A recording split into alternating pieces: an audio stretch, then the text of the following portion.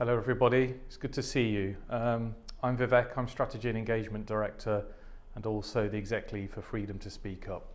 And I'm here this afternoon talking to you about racism. And it's a shame that we have to talk about racism, but unfortunately we do. Now, racism is something that blights society in a whole variety of ways, sometimes very subtly and sometimes very overtly. Racism is something I've experienced from childhood all the way through until recent times. And as a youngster, I didn't even really realise what I was experiencing. But here as an organisation and as an employer, we're here to look after, protect and support our staff through experiencing things like racism. Now I'll talk a little bit about my own personal experience in that regard too. So as a child, I experienced racism. And it happened, maybe I think I was about 6 or 7 years old, with graffiti on my parents' garage block.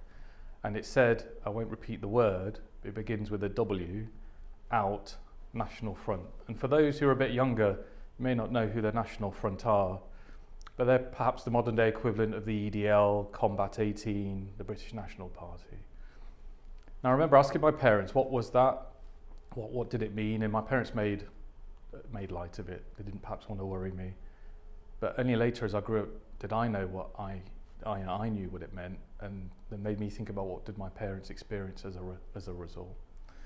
So racism exists, and racism's out in society, and of course we draw all of our workforce from society. Now we do our best to make sure that we use a values-based recruitment process. We do our best to ensure that we recruit the right people and the right staff for all the right reasons.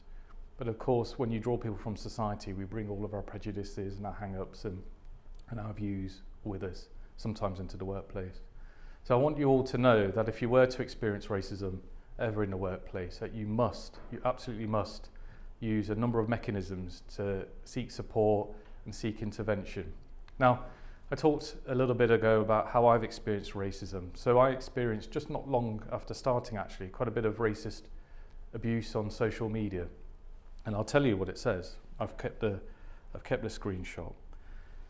This is just one example. There's many others. Good English name there, Vivek. Do you work or are you pouncing off the British as well?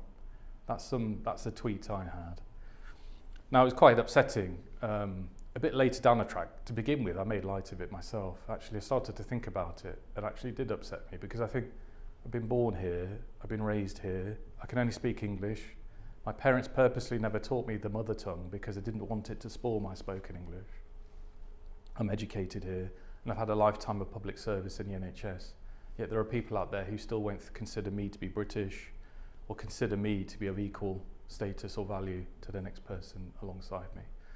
So I spoke to Anthony about the racist abuse that I had actually, and Anthony gave me a huge amount of support to deal with it and to manage it. Now, that's me speaking up about racism in the workplace. You can do it too, because if you are to experience it, there's a whole number of means that you can seek for support. So you can talk to your line managers, you can talk to your colleagues. We've got FTSU ambassadors, we've got Pippa and Lucy as FTSU guardians, you've got me as an exec lead of FTSU as well, and you've got the chief executive. None of us will find racism in the workplace remotely acceptable at all. It's not acceptable. It never was, and it never will be here.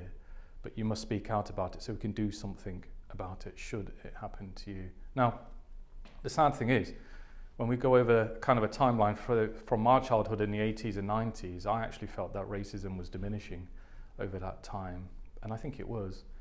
But actually, I think now society is more polarised and divided than it ever has been, and with extremes of opinions in all sorts of directions. So I think we are more vulnerable to more racist and extreme views out there, either in the sense of the public or potentially in the workplace. So that means these mechanisms of support, for example, with line managers, with our union colleagues, FTSU ambassadors, colleagues, friends, peers, I think are more important than they ever have been. So I leave you hopefully with a hopeful message now about the support you will get, knowing that if you were to speak up about racism, you will get supported, just like I was when I had to speak up about it.